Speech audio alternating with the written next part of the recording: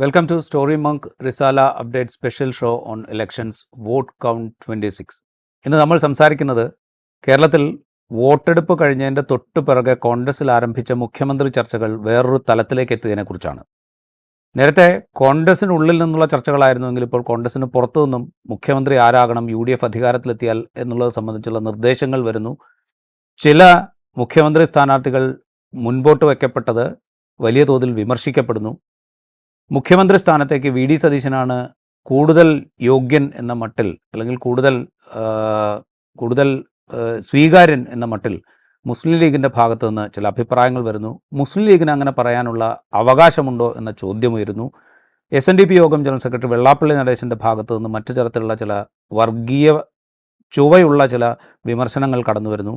CPIMൻ്റെ കേന്ദ്ര കമ്മിറ്റി അംഗമായിരുന്ന AK ബാലൻ മറ്റൊരു തരത്തിൽ UDF അധികാരത്തിൽ വരികയാണെങ്കിൽ മുഖ്യമന്ത്രി പദവും ഭരണവും ലീഗിൻ്റെ കൈപ്പിടിയിലൊതുങ്ങും എന്ന മട്ടിലുള്ള വിമർശനങ്ങൾ ഉന്നയിക്കുന്നു. തെരഞ്ഞെടുപ്പിന് മുമ്പ് അദ്ദേഹം ഉന്നയിച്ചതുപോലെ മാറാട് ആവർത്തിക്കാനുള്ള സാധ്യത അദ്ദേഹം വീണ്ടും ഉയർത്തിക്കൊണ്ടുവരുന്നു. ഇതേക്കുറിച്ചൊക്കെയാണ് നമ്മൾ ഇന്ന് സംസാരിക്കുന്നത്.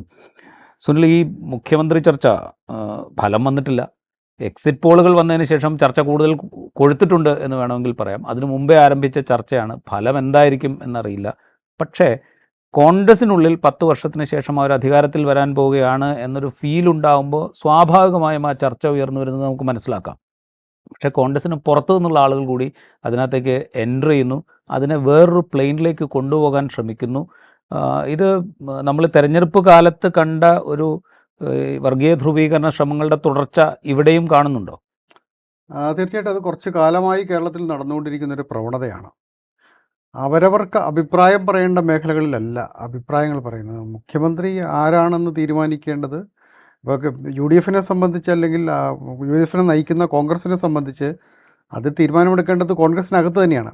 അത് കോൺഗ്രസിനകത്ത് ആ ചർച്ചകൾ ഒരുപക്ഷെ കുറച്ചുകൂടെ തുറന്ന സ്വഭാവമുള്ള കോൺഗ്രസ് പാർട്ടി ആയതുകൊണ്ട് അത് പുറത്തേക്ക് ആ ചർച്ചകളൊക്കെ വരുന്നുണ്ട്. ഓരോരുത്തർക്കും, ഈ പറയുന്ന ആളുകൾക്കൊക്കെ അതിനുള്ള ക്ലെയിമും ഉണ്ട്, അതിനുള്ള റൈറ്റും ഉണ്ട്, അവർക്ക് അവകാശപ്പെടാനുള്ള റൈറ്റും ഉണ്ട്.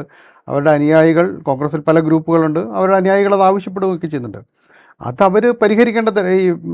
അവർക്ക് ഭൂരിപക്ഷം കിട്ടിയാൽ അവരുടെ പാർലമെൻ്ററി പാർട്ടി നിയമസഭാംഗങ്ങളുടെ യോഗം ചേർന്നുകൊണ്ട് അത് സജഷൻ ഉണ്ടാകുക, ആരെയാണ് മുഖ്യമന്ത്രി സ്ഥാനത്തേക്ക് പരിഗണിക്കേണ്ടത്, നിയമസഭാ കക്ഷി നേതാവാക്കേണ്ടതെന്നൊക്കെ അവർ നിർദ്ദേശിക്കുകയും അതിൻ്റെ അടിസ്ഥാനത്തിൽ ഹൈക്കമാൻഡിൽ പോയി ഒരു തീരുമാനമെടുത്ത് തിരിച്ചു വരികയൊക്കെയാണ് സാധാരണ സംഭവിക്കാറ്. അതിനിടയിലുള്ള തർക്കങ്ങളും ഒക്കെ ഉണ്ടാവും.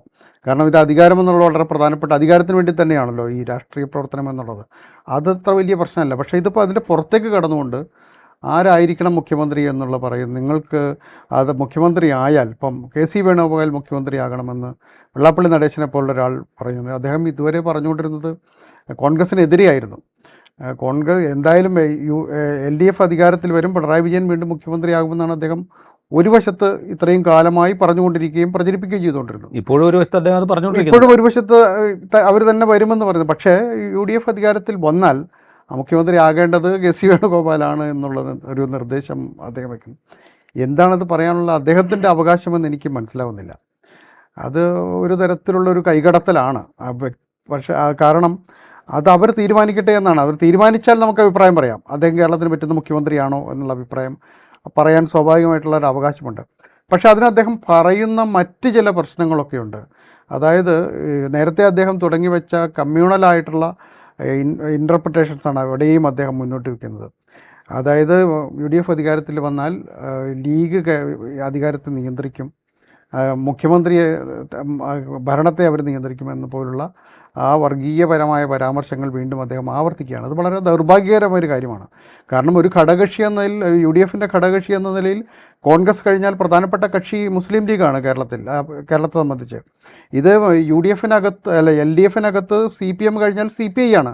CPI പോലുള്ള രണ്ടാമത്തെ ഘടകകക്ഷിയാണ് UDFനകത്ത് മുസ്ലിം ലീഗ് എന്ന് പറയുന്ന പാർട്ടി. അവർക്ക് അവരുടേതായ നിർദ്ദേശങ്ങൾ വയ്ക്കാനുള്ള അവകാശം മുന്നണിയുടെ ഘടകകക്ഷി എന്നതിൽ അവർക്കുമുണ്ട്. അവർക്കൊരു അഭിപ്രായം പറയാം. തീരുമാനമെടുക്കേണ്ടത് കോൺഗ്രസ് പാർട്ടിയാണ്. പക്ഷേ ഒരു അഭിപ്രായം പറയുന്നതിൽ തെറ്റില്ലെന്നാണ് എൻ്റെ അഭിപ്രായം. റൈറ്റ്. ഇത് പറയുമ്പോൾ ഇപ്പം പാണക്കാട് സാദിഖ് അലി ശിഹാബ് തങ്ങൾ ഒരു സർവേ അധികരിച്ച് ഉള്ള ചോദ്യത്തിന് മറുപടിയായിട്ടാണ് VD സതീശനാണ് കൂടുതൽ സ്വീകാര്യനായ മുഖ്യമന്ത്രി സ്ഥാനാർത്ഥി എന്നുള്ള മട്ടിൽ ഒരഭിപ്രായം പറയുന്നത്. കേരളത്തിൽ ഈ തെരഞ്ഞെടുപ്പിനെ മുന്നിൽ നിന്ന് നയിച്ചത് പ്രതിപക്ഷ നേതാവായ VD സതീശനാണ് എന്ന വസ്തുത അവിടെയുണ്ട്. ആ നിലയ്ക്ക് അദ്ദേഹത്തിനുള്ളൊരു ക്ലെയിം മുസ്ലിം ലീഗ് കൂടി അങ്ങനെ ഒരു അംഗീകരിക്കുന്നു വികാരം അതിലുണ്ടായിട്ടുണ്ടെന്നാണ് അദ്ദേഹം പറഞ്ഞത്. അദ്ദേഹം മുഖ്യമന്ത്രി ആവണമെന്നൊന്നും പറഞ്ഞില്ല. പറഞ്ഞിട്ടില്ല. അതിനൊരു ക്ലെയിം അംഗീകരിക്കുകയല്ല അദ്ദേഹം ചെയ്യുന്നത്. ആ ഇമോഷൻ അവിടെ ഉണ്ട് എന്ന് പറയുക മാത്രമാണ് ചെയ്തത്. പക്ഷെ അതുപോലും സ്വീകരിക്കാൻ പറ്റുന്നില്ല. ഇപ്പോൾ സുനിൽ സൂചിപ്പിച്ചു, LDF-ൽ CPM കഴിഞ്ഞാൽ CPI രണ്ടാമത്തെ കക്ഷി എന്ന് പറയുന്നതിനേക്കാൾ പ്രധാനപ്പെട്ട സ്ഥാനം ഒരുപക്ഷെ UDF-ൽ മുസ്ലിം ലീഗിനുണ്ട്. CPIയേക്കാൾ കൂടുതൽ സ്ട്രൈക്ക് റേറ്റ് ഉള്ള പാർട്ടിയാണ്.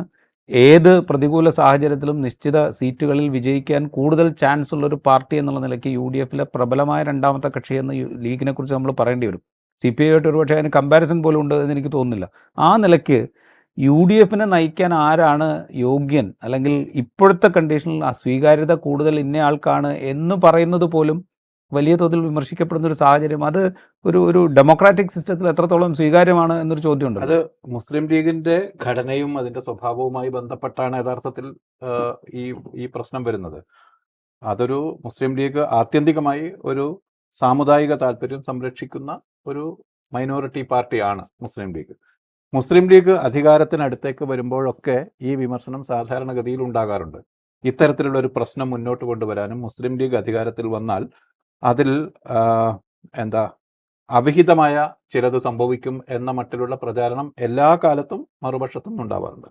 സാധാരണഗതിയിൽ അതൊരു കമ്മ്യൂണലായ വർഗീയമായ രീതിയിലേക്ക്, ഒരു വെറുപ്പിന്റെ രീതിയിലേക്ക് കൊണ്ടുപോകാറുള്ളത് BJP ആണ്.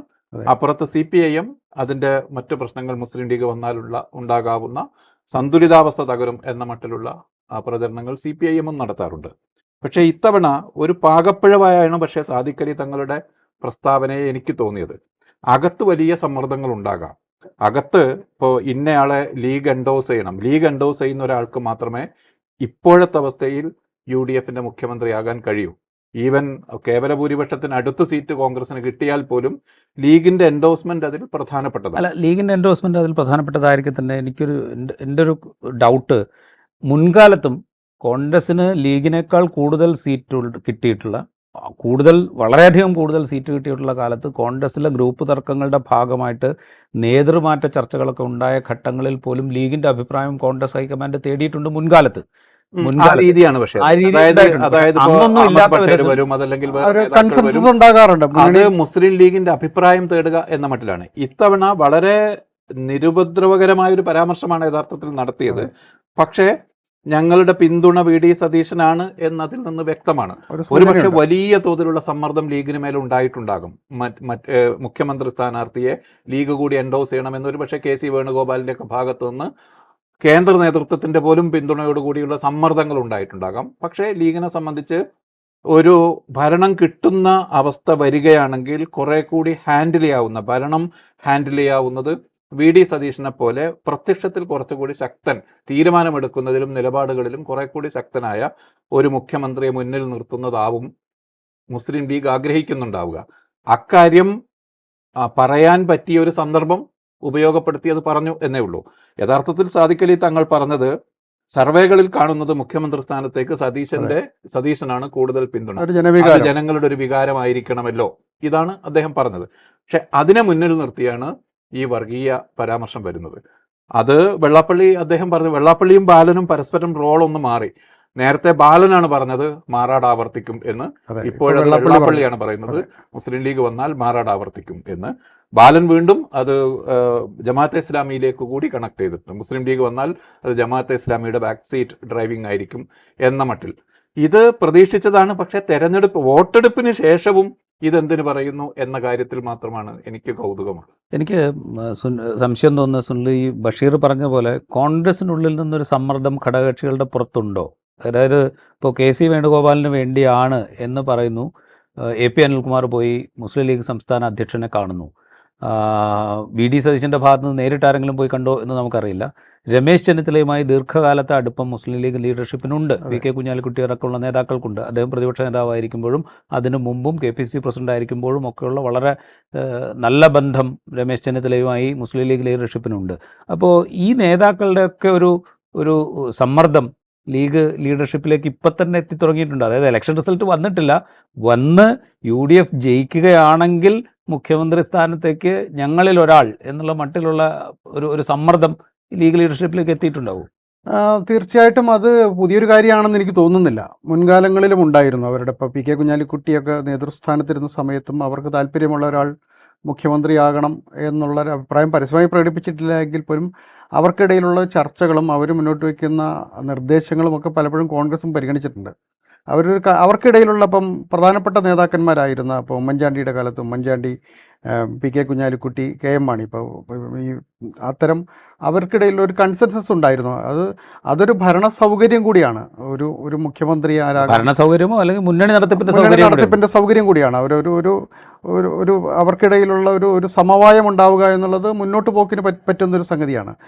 ഇവിടെ ഇപ്പോൾ എന്താ സംഭവിച്ചതെന്ന് വെച്ചാൽ ഒരു തെരഞ്ഞെടുപ്പിനെ മുന്നോട്ട് നയിച്ചത് പ്രതിപക്ഷ നേതാവായിരുന്നു. ആ പ്രതിപക്ഷ നേതാവ് മുഖ്യമന്ത്രിയാവുക എന്നുള്ള വളരെ സ്വാഭാവികമായൊരു ചോയ്സായി പരിഗണിക്കാവുന്നതേ ഉള്ളൂ. അതിനപ്പുറത്തേക്കുള്ളൊരു അഭിപ്രായം. പക്ഷേ ഈ വോട്ടെടുപ്പ് കഴിഞ്ഞ് ഫലപ്രഖ്യാപനം വെയിറ്റ് ചെയ്യുന്ന ഈ ഒരു ക്രൂഷ്യലായ മൊമെന്റിൽ കോൺഗ്രസിനകത്ത് മുഖ്യമന്ത്രി പദത്തെ ചൊല്ലി വലിയ തർക്കങ്ങൾ നിലനിൽക്കെ തന്നെ പ്രത്യേകിച്ചൊരു വേണമെങ്കിൽ അക്കാര്യം കോൺഗ്രസ് ആണ് തീരുമാനിക്കേണ്ടത്. കോൺഗ്രസ് ഒരു കാരണവശാലും കോൺഗ്രസ് ഏറ്റവും വലിയ ഒറ്റക്കക്ഷിയായി UDF എമേർജ് ചെയ്യാതെ ആ മുന്നണി ഭരണത്തിലേക്ക് പോകുന്ന പ്രശ്നമില്ല. സ്വാഭാവികമായും അത് കോൺഗ്രസ് ആണ് തീരുമാനിക്കേണ്ടത്. അവർ പറയട്ടെ എന്നും വേണമെങ്കിൽ പറയാമായിരുന്നു. അതാണ് മുന്നണിയിൽ സാധാരണ സ്വീകരിക്കുന്ന രീതി.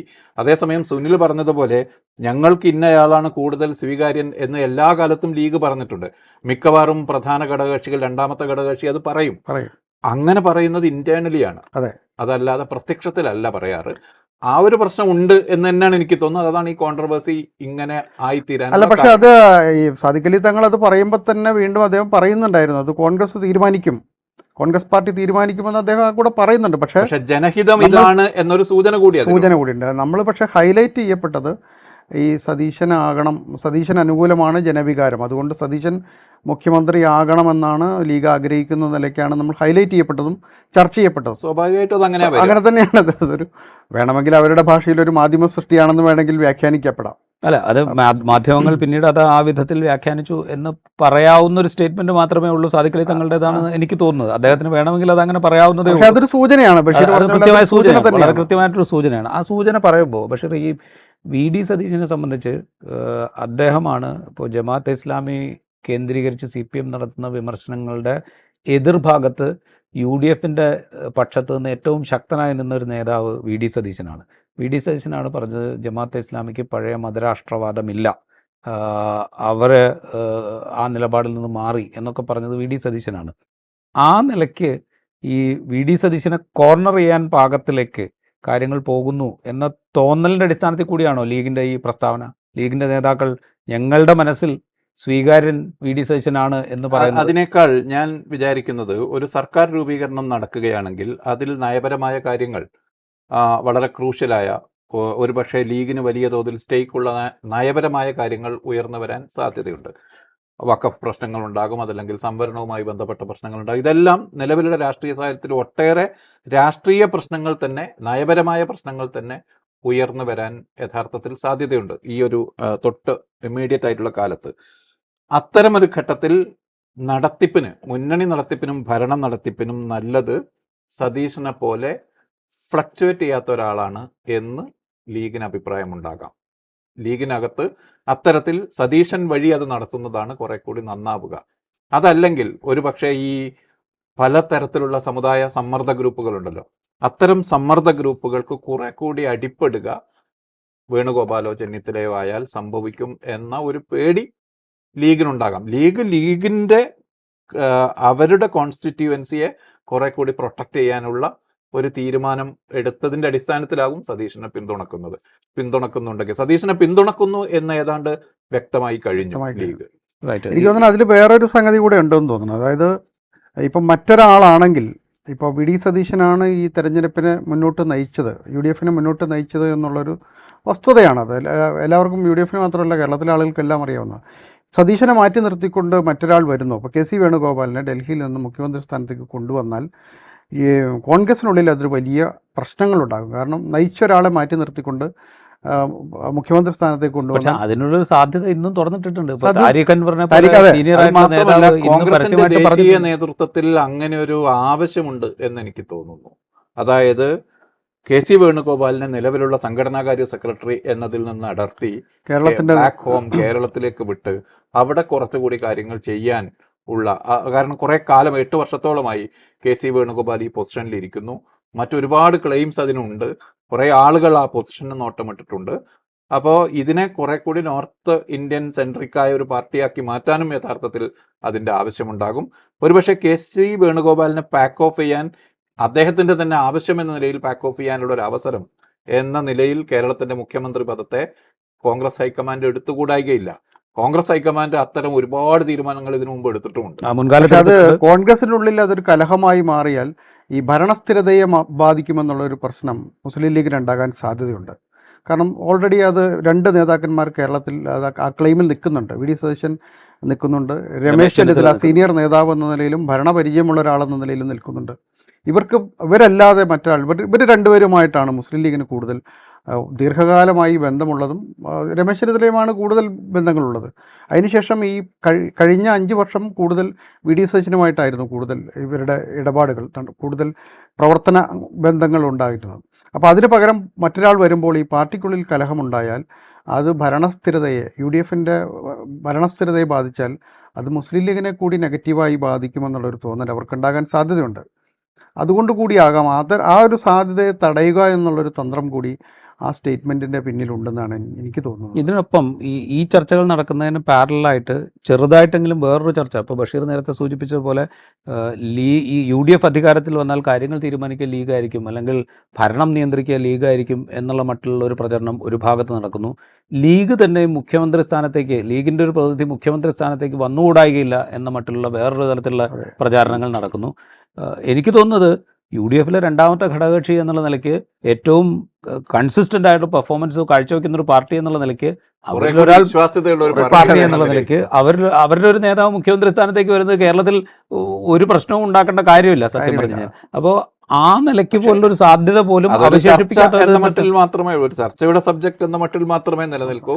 പ്രായോഗിക മുന്നണി രാഷ്ട്രീയത്തിൽ അത്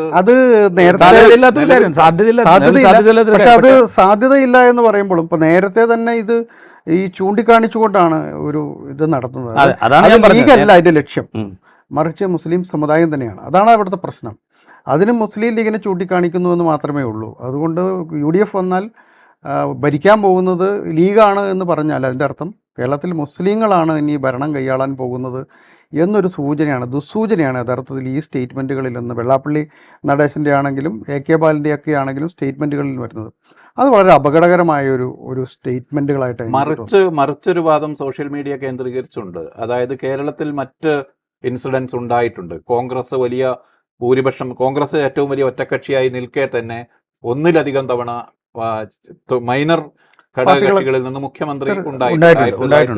1960 പട്ടം താണുപിള്ള മുഖ്യമന്ത്രിയാകുമ്പോൾ അദ്ദേഹത്തിന്റെ പാർട്ടിക്ക് 20 സീറ്റോ മറ്റോ, കോൺഗ്രസിന് കേവല ഭൂരിപക്ഷത്തിന് തൊട്ടടുത്ത സീറ്റ് 62 സീറ്റോ മറ്റോ ഉണ്ട് 1960. പക്ഷേ തെരഞ്ഞെടുപ്പിന് മുമ്പുള്ള ഒരു ധാരണയുടെ അടിസ്ഥാനത്തിലാണ് PSP മുഖ്യമന്ത്രിയാകുന്നത്.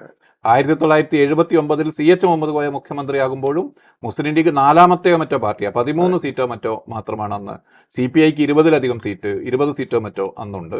കോൺഗ്രസിന് അതിനേക്കാൾ കൂടുതൽ സീറ്റുണ്ട്. പക്ഷേ CH മുഹമ്മദ് കോയ അത് പക്ഷേ ഒരു പ്രതിസന്ധി നേരിടാനുള്ള ഒരു താൽക്കാലിക അറേഞ്ച്മെന്റ് എന്ന മട്ടിലാണ് വന്നിട്ടുള്ളത്. അതുപോലെ 70 CH ചിദംബരം മുഖ്യമന്ത്രിയാകുമ്പോഴും അത് തന്നെയായിരുന്നു. കോൺഗ്രസ് ആയിരുന്നു കൂടുതൽ സീറ്റുകളുള്ള 111 സീറ്റാ മുന്നണിക്കുണ്ട്, കോൺഗ്രസിന് വലിയ സീറ്റുണ്ട്. അതെ, അപ്പോഴും CH ചിദംബരനാണ് അവർ മുഖ്യമന്ത്രിയാക്കിയത്. അപ്പോൾ അതൊരു ചെറിയ പാർട്ടി മുഖ്യമന്ത്രിയാകുന്നതിൽ പ്രശ്നമൊന്നുമില്ല. അത് മുന്നണിക്കിടയിലുള്ള ഒരു സമവായമാണ്. അതായത് മൈനർ കക്ഷികൾ മുഖ്യമന്ത്രിയായിട്ടുണ്ട് എന്ന് മാത്രമല്ല, അതിൽ ഒരു തവണ മുസ്ലിം ലീഗിന്റെ നേതാവ് കുറഞ്ഞ കാലത്തേക്കാണെങ്കിലും കേരളത്തിൽ. അതെ, മാത്രമല്ല ആ കാലമല്ല ഇത്. അതെ, അതാണ് ഞാൻ പറഞ്ഞത്. അപ്പോൾ ഈ CH ചിദംബരനെ സംബന്ധിച്ച് CH ചിദംബരൻ മുഖ്യമന്ത്രിയാകണമെന്നുള്ളത് അന്ന് മുന്നണിയുടെ താല്പര്യം മാത്രമായിരുന്നില്ല. കമ്മ്യൂണിസ്റ്റ് പാർട്ടിയിലെ ഏറ്റവും പ്രധാനപ്പെട്ട ഒരു നേതാവായിരുന്നു CH ചിദംബരൻ. CPI പിളർപ്പിന് ശേഷം CPI ആണ് ഇവരോടൊപ്പം നിൽക്കുന്നത്, കോൺഗ്രസിനോടൊപ്പം അടിയന്തരാവസ്ഥ കാലത്ത് ഉൾപ്പെടെ നിൽക്കുന്നത് CPI ആണ്. സ്വാഭാവികമായും CH ചിദംബരൻ പോലെ EMS ഒക്കെ മറുഭാഗത്ത് നിൽക്കുകയാണ്. EMSനെ പോലുള്ള വലിയ നേതാക്കന്മാർ മറുഭാഗത്ത് നിൽക്കുമ്പോൾ അവരോടൊപ്പം ഉണ്ടായിരുന്ന ഒരാളെ മുഖ്യമന്ത്രിയായി ഉയർത്തിക്കാട്ടുക എന്നുള്ളത് അന്നത്തെ കാലത്ത് ഐക്യമുന്നണിയുടെ ഒരു പ്രധാനപ്പെട്ട ഒരു സംഗതിയായിരുന്നു. അതൊരു പൊളിറ്റിക്കൽ അല്ല, ഇത് സ്ട്രാറ്റജി ഇത് political തന്നെയാണ് strategy. 1962-ലും 60-ലും ഇത് തന്നെയാണ്. കാരണം അത് തന്നെയാ. വിമോചന സമരത്തിന് ശേഷം അതെ അതെ ആ തരത്തിലുള്ള ഒരു നേതാവിനെ വെച്ചാണ് അതിന്റെ പട്ടംതാണുള്ള അന്നൊരു വലിയ ഒരു ഫിഗർ ആയിരുന്നു. ഫോർമേഷൻ അങ്ങനെ സംഭവിച്ചത് കൊണ്ടാണ്. അതെ അതെ അതെ അതെ സി എച്ചിന്റെ കാര്യത്തിലാണെങ്കിൽ അതൊരു CH മുഖ്യമന്ത്രി പദം എന്ന് പറഞ്ഞുകൂടാ, അത് ഒരു ആ ഒരു ഗ്യാപ്പ് ഫില്ല് ചെയ്യാനുള്ള ഒരു അതിനു മുമ്പ് അദ്ദേഹം അറേഞ്ച്മെന്റ്. ഉപമുഖ്യമന്ത്രിയായിരുന്നു. സ്വാഭാവികമായിട്ടും മുഖ്യമന്ത്രി സ്ഥാനത്തേക്ക് വന്നു. അന്നും ഈ പറഞ്ഞതുപോലെ കേരളത്തിൽ പ്രത്യേകിച്ച് പ്രശ്നങ്ങളൊന്നും ഉണ്ടായില്ല. 57 ദിവസമാണ് CH ഭരിച്ചുള്ളൂ. പക്ഷെ അന്നത്തെ കാലത്ത് നിന്ന് പുതിയ കാലത്തിലേക്ക് വരുമ്പോൾ പുതിയ വർഗീയ ധ്രുവീകരണ ശ്രമങ്ങൾ കൂടുതൽ ശക്തമായൊരു കാലത്ത് ഇതിനെ ഒരു പ്രൊപ്പഗാൻഡ മെക്കാനിസമായി ഉപയോഗിച്ചുകൊണ്ട് ഏത് വിധത്തിലൊരു കൺസോൾട്ടേഷൻ വേറെ നിലയ്ക്ക് ഈ തെരഞ്ഞെടുപ്പിൽ അല്ലെങ്കിൽ പോലും ഭാവിയിലേക്കുള്ളൊരു ഇൻവെസ്റ്റ്മെൻറ്റ് എന്നുള്ള നിലയ്ക്ക് ഇതിനെ മുമ്പോട്ട് കൊണ്ടുപോകുക എന്നുള്ളൊരു തന്ത്രം കൂടി ഇതിനകത്തുണ്ട് എന്നെനിക്ക് തോന്നുന്നു. അതുകൊണ്ടാണ് യാതൊരു സാധ്യതയും ഇല്ലാത്ത ഒരു പ്രപ്പോസിഷൻ വെച്ചിട്ട്, അതായത് എന്തായാലും UDF അധികാരത്തിൽ വരികയാണെങ്കിൽ കോൺഗ്രസ് ആയിരിക്കും മുഖ്യമന്ത്രി സ്ഥാനത്ത് ഉണ്ടാവുക എന്നുള്ള കാര്യത്തിൽ ആർക്കും ഒരു തർക്കമില്ല. എങ്കിൽ പോലും ലീഗായിരിക്കും ചിലപ്പോൾ, ലീഗിൻ്റെ ഒരു നേതാവായിരിക്കും ചിലപ്പോൾ മുഖ്യമന്ത്രി ആവുക എന്നുള്ളൊരു പ്രപ്പോസിഷൻ മുന്നോട്ട് വെച്ചുകൊണ്ട് ഒരു ചർച്ച ഡെവലപ്പ് ചെയ്യുക, അതുവഴി ഒരു confusion ഉണ്ടാക്കുക. ചർച്ചയുടെ പർപ്പസിന് വേണ്ടി മാത്രമുള്ള ചർച്ചയാണ്. അതെ, പക്ഷേ അതല്ലാതെ ഇപ്പോ ലീഗ് 27 സീറ്റിൽ മത്സരിക്കുന്നു, 27 ജയിച്ചു എന്ന് തന്നെ വിചാരിക്കാം. എന്നാലും UDFന് ലീഗ് ഏറ്റവും വലിയ ഒറ്റകക്ഷി ആവില്ല. കാരണം കോൺഗ്രസ് അതിനേക്കാൾ കൂടുതൽ സീറ്റ് പിടിച്ചാൽ മാത്രമേ കേരളത്തിൽ UDF UDF അധികാരത്തിൽ വരുന്ന വരുള്ളൂ. പ്രശ്നമുള്ളൂ. മാത്രമല്ല അതുകൊണ്ട് അങ്ങനെ ഒരു ചർച്ചയ്ക്ക് തന്നെ scope ഇല്ല. അച്യുതമേനോനെയോ പട്ടംതാണ പിള്ളയോ മുഖ്യമന്ത്രി സ്ഥാനത്തേക്ക് പ്രൊജക്റ്റ് ചെയ്യുന്ന അങ്ങനെ ഒരു സാഹചര്യം കേരളത്തിൽ കോൺഗ്രസിനെ സംബന്ധിച്ചില്ല. അതിന് മറ്റേ പൊളിറ്റിക്കൽ സ്ട്രാറ്റജി ഉണ്ടായിരുന്നു. അങ്ങനെ ഒരു ആവശ്യം കേരളത്തിൽ കോൺഗ്രസിനില്ല. കോൺഗ്രസിൽ നിന്ന് ഈ മുഖ്യമന്ത്രി സ്ഥാനത്തേക്ക് വരാവുന്ന അനേകം നേതാക്കന്മാരുണ്ട്. അപ്പോൾ പിന്നെ അതിൻ്റെ ഒരു ആവശ്യമില്ല. എൻ്റെ ഒരു ആവശ്യമില്ല. ഞാൻ അതിലേക്ക് തന്നെ വന്നത്, ഇപ്പം നേരത്തെ താരിഖ് അൻവറിൻ്റെ കാര്യം നമ്മൾ സൂചിപ്പിച്ചല്ലോ. KC വേണുഗോപാലിൻ്റെ ഇനീഷ്യലി KC വേണുഗോപാലിന് വേണ്ടി കേരളത്തിലെ KC വേണുഗോപാൽ അനുകൂലികളായ നേതാക്കൾ സോഷ്യൽ മീഡിയ പോസ്റ്റ് ഇടുകയും അതുവഴി ഒരു ചർച്ച ഉയർത്തിക്കൊണ്ടുവരികയുമാണ് ആദ്യഘട്ടത്തിൽ സംഭവിച്ചത്. ഇപ്പം അങ്ങനെയല്ല. താരിഖ് അൻവറിനെ പോലെ AICC ജനറൽ സെക്രട്ടറി ആയിരുന്ന കോൺഗ്രസ് ഹൈക്കമാൻഡുമായിട്ട് അടുത്ത ബന്ധമുള്ള ഒരു നേതാവ് KC വേണുഗോപാലിന് അതിന് അർഹതയുണ്ട്, KC വേണുഗോപാലിന് അതിന് യോഗ്യനായ നേതാവാണ്, അദ്ദേഹത്തിന് അതിനുള്ള അനുഭവ പരിചയമുണ്ട്, അതിന് പാകത്തിനുള്ള മന്ത്രിസ്ഥാന പരിചയങ്ങളുണ്ട് എന്നൊക്കെ പറയുമ്പോൾ സ്വാഭാവികമായിട്ടും കോൺഗ്രസ് ഹൈക്കമാൻഡിലും ഇതേപോലെ ഒരു ചിന്ത അവിടെ ഉണ്ടായിട്ടുണ്ട് എന്ന് വേണ്ട നമ്മൾ മനസ്സിലാക്കാൻ. ഈവൻ അത് ട്രിഗർ ചെയ്ത് എടുക്കുകയാണോ എന്ന് പോലും സംശയിക്കും. എനിക്കതൊരു വേറൊരു തരത്തിലാണ് എനിക്ക് തോന്നുന്നത്. താരിഖ് അൻവർ അത് പറയുമ്പോൾ എനിക്ക് വേറൊരു സംശയമാണ് എനിക്ക് രൂപപ്പെട്ടത്. അതായത് ഈ KC വേണുഗോപാലിനെ ഇങ്ങോട്ട് മാറ്റിയാൽ ഒരു പക്ഷേ ആ പോസ്റ്റിലേക്ക് സംഘടനാ ചുമതല ജനറൽ സെക്രട്ടറി അത് താരിഖ് അൻവർ മാത്രമല്ല, ഇപ്പൊ സച്ചിൻ പൈലറ്റിന്റെ പേര് ഇതിലേക്ക് വന്നിട്ടുണ്ട്. പല രീതിയിൽ അത് പല നിലയിൽ KC വേണുഗോപാലിനെ അവിടെ നിന്ന് മാറ്റുക. താരിഖ് അൻവർ വളരെ എക്സ്പീരിയൻസ്ഡ് ആയിട്ടുള്ള ഒരു നേതാവുമാണ്. പല സ്റ്റേറ്റുകളുമായിട്ടും വളരെ അടുത്ത ബന്ധങ്ങളുള്ള വളരെ സ്വീകാര്യനായ ഒരു നേതാവ് കൂടിയാണ്. അദ്ദേഹം സ്വയം ആ സ്ഥാനത്തേക്ക് പ്രൊജക്റ്റ് ചെയ്യുകയാണോ എന്നുള്ളൊരു സംശയം കൂടെ രൂപപ്പെട്ടിരുന്നു. റൈറ്റ്. എന്തായാലും ഈ ഇലക്ഷൻ റിസൾട്ട് വരുന്നതിന് മുമ്പേ തന്നെ ഇങ്ങനൊരു ചർച്ച രൂപപ്പെട്ടു വരികയും അതിൽ ഈ പറയുന്ന അനാവശ്യമായിട്ടുള്ള അഭിപ്രായ പ്രകടനങ്ങളുമായി പുറമേ നിന്നുള്ള ആളുകൾ വരികയും അതിനൊരു കമ്മ്യൂണൽ ടോൺ കൊടുക്കാൻ ഡെലിബറേറ്റ് ആയിട്ടുള്ളൊരു ശ്രമം നടക്കുകയൊക്കെ ചെയ്യുമ്പോൾ നമ്മൾ പ്രതീക്ഷിക്കാത്ത വിധത്തിൽ കേരളത്തിൻ്റെ ഒരു സോഷ്യൽ ഫാബ്രിക്കിനെ ബാധിക്കുന്ന വിധത്തിലേക്ക് ഈ ചർച്ചകൾ മാറുന്നുണ്ടോ സത്യത്തിൽ? അതുകൂടെ ലക്ഷ്യമാണ്. അങ്ങനെ ഒരു അഭിപ്രായം എനിക്കില്ല. വെള്ളാപ്പള്ളി നടേശൻ എന്ത് പറയും എന്നത് പ്രഡിക്റ്റഡ് ആണല്ലോ. അദ്ദേഹത്തിൽ നിന്ന് സമുദായ സൗഹാർദ്ദം നിലനിർത്താൻ വേണ്ടി ഒരു ഡെലിബറേറ്റ് ആയ ഒരു അറ്റംപ്റ്റ് നടത്തും അദ്ദേഹം എന്നിപ്പം നമ്മൾ വിചാരിക്കില്ല. നേരത്തെ അദ്ദേഹം മറ്റൊരു രീതിയിലൊക്കെ പ്രവർത്തിച്ചിട്ടുള്ള ആളാണ്. സമീപകാലത്ത് കഴിഞ്ഞ ഒരു 5 വർഷത്തിനിടയിൽ ഒരു ഘട്ടത്തിലും വെള്ളാപ്പള്ളി നടേശൻ മറിച്ചൊരു അഭിപ്രായം ഓൾറെഡി ബിജെപിയിലേക്ക് ലീൻ ചെയ്ത് കഴിഞ്ഞു. ഏതാണ്ട് BJPയെ പിന്തുണക്കുന്ന അവസ്ഥയിലാണ് അദ്ദേഹം ഉള്ളത്.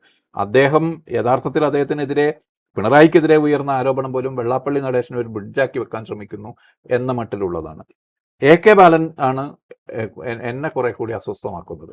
ഇത് വളരെ ഡെലിബറേറ്റായി ഒരു ഉളുപ്പും നാണവും ഇല്ലാതെ CPIM ഇതുപോലെ പറയുമോ ഭാവിയിൽ? മുസ്ലിം ലീഗിന്റെ പ്രാതിനിധ്യത്തോടു കൂടി ഒരു സർക്കാർ വരികയാണെങ്കിൽ അത് ജമാഅത്തെ ഇസ്ലാമി റൺ ചെയ്യുന്ന സർക്കാരാണ് എന്ന് യാതൊരു വകതിരിവുമില്ലാതെ പറയാൻ പോവുകയാണോ CPIM എന്ന ആശങ്കയാണ് എനിക്കുള്ളത്. റൈറ്റ്. അവിടെ നമ്മൾ ഇന്നലെ സംസാരിച്ച ആക്സിസ് മൈ ഇന്ത്യ സർവേയിലെ വളരെ പ്രധാനപ്പെട്ട ചില ഘടകങ്ങളുണ്ടല്ലോ. അതായത് ഈ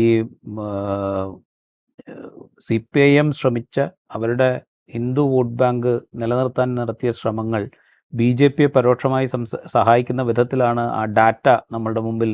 അവരുടെ പ്രവചനമാണ്, അത് യഥാർത്ഥ ഡാറ്റയാണോ അല്ലയോ എന്നുള്ളത് നമുക്കറിയില്ല. ആ ഡാറ്റ പ്രകാരമാണോ കാര്യങ്ങൾ നടക്കുന്നതെന്നും നമുക്കറിയില്ല. പക്ഷേ എങ്കിൽ പോലും നമ്മുടെ മുമ്പിലുള്ള ഡാറ്റ അനുസരിച്ചാണെങ്കിൽ അവർ പ്രവചിക്കുന്ന ഡാറ്റ അനുസരിച്ചാണെങ്കിൽ അതിൻ്റെ ബെനിഫിഷ്യറി ആയിട്ട് BJP നിൽക്കുന്നു എന്നുള്ളൊരു ഫാക്റ്റ് അവിടെ ഉണ്ട്. ഇപ്പോൾ ഉയർത്തിവിടുന്ന ഈ ചർച്ചകൾ പോലും ഭാവിയിൽ അതിൻ്റെ ബെനിഫിഷ്യറി ആയിട്ട് BJP തന്നെ വരും എന്നുള്ളൊരു സാധ്യത അവിടെ ഉണ്ടോ? തീർച്ചയായിട്ടും ഇപ്പം നമ്മൾ ഈ ഡാറ്റ അതിൻ്റെ ഒരു തെളിവാണല്ലോ യഥാർത്ഥത്തിൽ. ഈ ഡാറ്റ മാത്രമല്ല, ഈ കഴിഞ്ഞ തെരഞ്ഞെടുപ്പുകളിലെ റിസൾട്ടുകൾ പരിശോധിച്ചാലും അങ്ങനെ തന്നെയുണ്ട്. ഇവർ ഈ പറയുന്ന ഈ പ്രൊപ്പഗാൻഡ അവർക്കിപ്പം വെള്ളാപ്പള്ളി നടേശൻ ഇടതുപക്ഷത്തെ സഹായിക്കുമെന്നുള്ളൊരു വ്യാജേനയാണ് യഥാർത്ഥത്തിൽ ഇതെല്ലാം പറയുന്നത്. അതായത് ഞാൻ ലീഗിനെയാണ് ആക്രമിക്കുന്നത്, LDFന് അപ്പുറത്ത് നിൽക്കുന്ന എതിർശക്തിയായ ലീഗിനെയാണ് ഞാൻ ആക്രമിക്കുന്നത്. അപ്പോൾ CPM അങ്ങനെയാണ്, പിണറായി വിജയൻ ഉൾപ്പെടെ അങ്ങനെയാണ് ഇതിനെ ന്യായീകരിക്കാൻ ശ്രമിച്ചത്. പക്ഷേ യഥാർത്ഥത്തിൽ സംഭവിക്കുന്നത് ലീഗല്ല അവിടെ പ്രശ്നം. അവിടെ ഒരു സമുദായത്തെ, മുസ്ലിങ്ങൾ കേരളത്തിൽ എന്തോ കുഴപ്പങ്ങൾ ഉണ്ടാക്കാൻ ശ്രമിക്കുന്നു, അവർ കേരളം കൈയടക്കാൻ ശ്രമിക്കുന്നു എന്ന കുറേ കാലമായി സംഘപരിവാർ നടത്തുന്ന ഒരു പ്രൊപ്പഗാൻഡ ഏറ്റെടുക്കുകയാണ് വെള്ളാപ്പള്ളി ചെയ്യുന്നത്. ആ കാര്യം അവിടെ നിൽക്കുമ്പോൾ തന്നെ സ്ട്രാറ്റജിക്കലി ഈ തെരഞ്ഞെടുപ്പിൽ അതിൻ്റെ ക്യാമ്പയിനിൽ അതിൻ്റെ വിഷയങ്ങളും അജണ്ടയും തീരുമാനിക്കുന്നതിൽ ഈ പ്രധാന ഘടകകക്ഷികൾക്ക് പുറത്തുനിന്ന് ജമാഅത്തെ ഇസ്ലാമി ഒരു പങ്കുവഹിച്ചിട്ടുണ്ട് എന്ന കാര്യം കൂടി നമ്മൾ കണക്കാക്കേണ്ടതുണ്ട്. UDFന്റെ ക്യാമ്പയിൻ മെറ്റീരിയൽ തീരുമാനിക്കുന്നതിൽ ജമാഅത്തെ ഇസ്ലാമിക്ക് കൂടി ഒരു പങ്കുണ്ടായിരുന്നു. അതിൻ്റെ കൂടി പ്രതിഫലനമാണ് യഥാർത്ഥത്തിൽ ഇത്രയും വെഹമൻ്റായി ഈ അറ്റാക്ക് CPIMന്റെ ഭാഗത്തുനിന്ന് വരുന്നത്.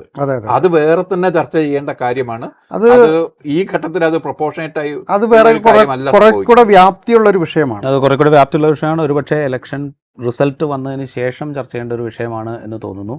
എന്തായാലും വോട്ടെടുപ്പ് കഴിഞ്ഞതിന് ശേഷം മുഖ്യമന്ത്രി സ്ഥാനത്തെ ചൊല്ലി കോൺഗ്രസിൽ ഉയർന്നു വന്ന തർക്കങ്ങളോ അഭിപ്രായ വ്യത്യാസങ്ങളോ അല്ലെങ്കിൽ പരസ്യമായ അഭിപ്രായ പ്രകടനങ്ങളോ ഏതു വിധത്തിൽ വേണമെങ്കിൽ അതിനെ പറയാം. ഒരുപക്ഷെ അത് തങ്ങൾ ആഗ്രഹിക്കുന്ന നേതാവ് മുഖ്യമന്ത്രി സ്ഥാനത്തേക്ക് വരണം എന്ന ആഗ്രഹത്തിൽ കോൺഗ്രസിലെ വിവിധ തലങ്ങളിലുള്ള നേതാക്കൾ പരസ്യമായി പ്രകടിപ്പിച്ച അഭിപ്രായങ്ങൾ എന്ന മട്ടിൽ മാത്രം എടുക്കാം. പക്ഷേ അതിൻ്റെ തുടർച്ചയിൽ അതിന് മറ്റു മാനങ്ങൾ ഉണ്ടാകുന്നു. ആ മാനങ്ങൾ ഒരുപക്ഷെ കേരള രാഷ്ട്രീയത്തിൽ അനഭിലഷണീയമായ ചില ഫലങ്ങൾ ഉണ്ടാക്കിയേക്കാം എന്ന ആപത്തും അവിടെ നിലനിൽക്കുന്നുണ്ട്. ഈ എപ്പിസോഡ് ഇവിടെ പൂർത്തിയാവുന്നു. മറ്റൊരു എപ്പിസോഡുമായി വീണ്ടും കാണാം.